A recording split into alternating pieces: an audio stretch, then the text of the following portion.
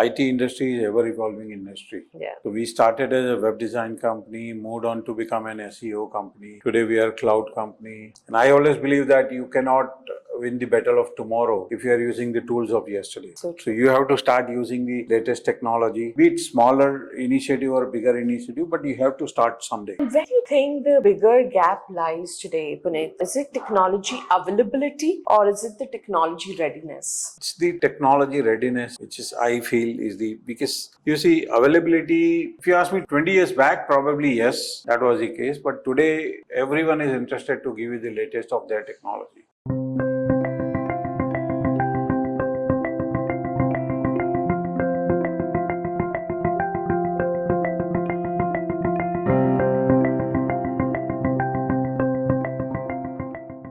Hello, you're watching The Mainstream. I'm Khushbu Soni, the founder and CEO of The Mainstream. Today on our Leadership Dialogue series, we are joined by Mr. Punit Thakkar. He's the founder, CEO and managing director at Shivaami Cloud Services, a leader in India's cloud ecosystem business. And with over 2 decades of experience in driving large-scale business transformation for enterprises, it is going to be a pleasure to having this conversation with you, Punit. Thank you very much. Fantastic. Your journey has been very inspiring, Punit. If you can take us through what led some of these moments to build Shivaami what it is today, and what's your journey been like? So journey has been so far so satisfactory. It started with a vision that we want to change something in India, and today we are satisfied over the period that yes, whatever we are doing good for the country, for the society. So, interesting. And looking at Shivaami's journey since 2004, how has the company evolved, from its early days to what it is today? So over the period, one thing which I was very clear is that IT industry is ever evolving industry. Yeah. So we started as a web design company, moved on to become an SEO company. Today we are a cloud company. This April 1st onwards, we are now positioning ourselves as an AI first company. Right. So every 5, 6 years, 7 years, we have to evolve in order to grow faster and better. Right, absolutely. And also with how has industry evolved as a whole, right? And there's always something new happening in this space. And to keeping up to it and keeping to how, how enterprises are functioning today and providing that kind of whole ecosystem with cloud, AI, and all the transformation that they are planning. It's very interesting and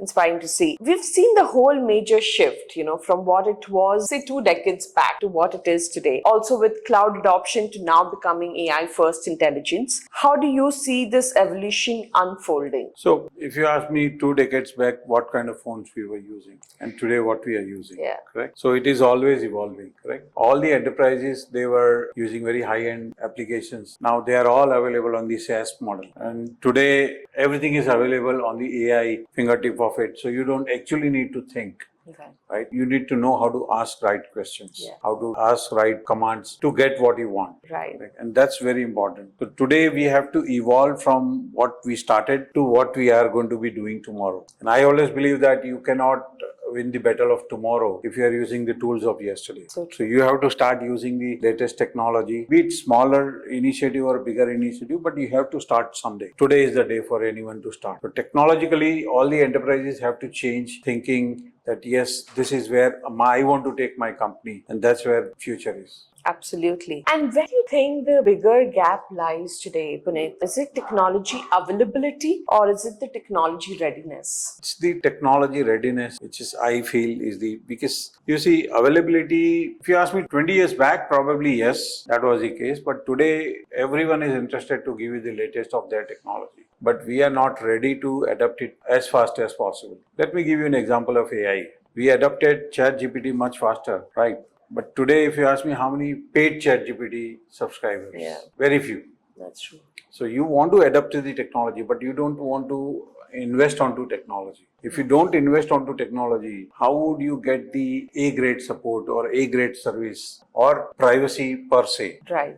Yeah. No one would give you for free. Correct. So mindset has to change. You have to invest onto technology and then only you expect the result out of it. Absolutely. Yeah, it's the mindset right at the leadership level to then bringing the cultural change within the organization. Absolutely. We've seen Shivaami has built a strong ecosystem around Google Cloud and Workspace. In your view, what defines a true partner in that ecosystem today? So first thing I would like to say that Google is a good company to work with. I associated with Google because there was, one of their value system which said that do no evil, right? And my company's name Shivaami starts with Lord Shiva's name. I had to be associated with the company which believes in doing good. Right. So that's how my partnership with Google started, and then I started pushing my own energy onto it and making sure that we become number one. Right? We have been number one for quite some time now, and over the period we have evolved as a partners. Some ups and downs, but I think that's part of life. Yes, and we've seen that. We've seen a consistent recognition for Shivaami by Google over the years, and including the recent awards. Congratulations on that. What these recognition really mean to you today? So, when you get recognized, at least you know that you're doing right thing. So that gives you a kind of satisfaction that whatever you are putting effort onto, your energy is being recognized. So that gives you satisfaction. At the same time, for our team, for our markets, it's a proud moment that Indian company winning a lot of awards. Absolutely. Wonderful. And just also wanted to understand over the years, how has your leadership evolved? I'm sure, with so much of shift in the industry, in how people want to work today, the workspace that is rapidly also evolving, so is the leadership evolving. How has that evolved? So over the period, you have to move on from DIY to DIFM.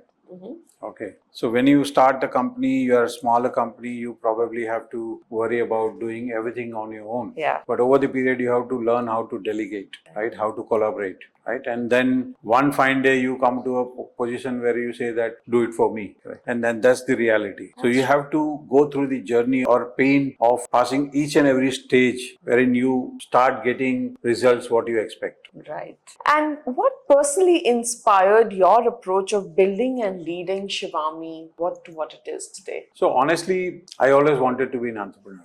So there was no second thought that I don't have to do it, I have to do it. It's in the blood, right? It's in the blood. At the same time, when I started Shivaami, I had a purpose. Okay, my Shivami's purpose is to bring positive change in the lives of people we connect by offering solutions and services which brings profit and happiness. I was like, okay, I'll have to do this, right? But how do I reflect my purpose into my working? And that's where I started hiring more and more women. Today, Shivaami, employs 80% female employees. Wonderful. Right. And we started empowering women, and today, honestly, they take care of me. Okay. So they are all my sisters and they make sure that I'm happy. Punit, that is really fantastic with what you've been doing with the whole DEI initiative within Shivaami. Can you also tell us, from as to how Shivaami is helping businesses today and the whole market coverage that Shivami's built in these years? So I'm proud of my DEI initiative. We also hire, people who are dumb and deaf. It's not just about women empowerment. We also hire people who are dumb and deaf so that we could give them some other work which suits them. So that's the way Shivaami works. We behave like family. As far as startups are concerned or businesses are concerned, so for your knowledge, we cater 20,000 customers today.